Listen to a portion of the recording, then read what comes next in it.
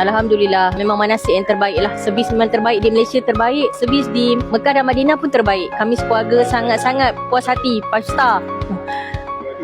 Assalamualaikum warahmatullahi wabarakatuh. Alhamdulillah, satu keluarga 22 orang selamat tiba di Malaysia. Alhamdulillah juga dah selesai menunaikan umrah dan ziarah ke Madinah. Semua program berjalan dengan lancar. Tawif di Madinah dan di Mekah sangat-sangat membantu. Memang tidak tinggalkan jemaah lah. So apa-apa yang kita nak bertanya semua dibantu oleh mutawif di sana.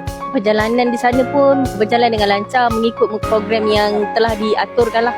Keluarga yang tak berapa sihat pun ada tawif sana yang membantu mendapatkan rawatan daripada A to Z. Hotel, servis, bas, semua memang tip-top. Tawif memang sharing knowledge yang kita pun ada yang info yang macam fresh, baru-baru tahu masa tu. So macam dia bukannya bawa saja-saja jalan bagi tahu ni, dia sekali dengan sejarah dia, sekali dengan detail lah. Maksudnya sejarah yang kita tak pernah dengar pun kita ada yang deliver daripada mutawif. Sangat terbaik.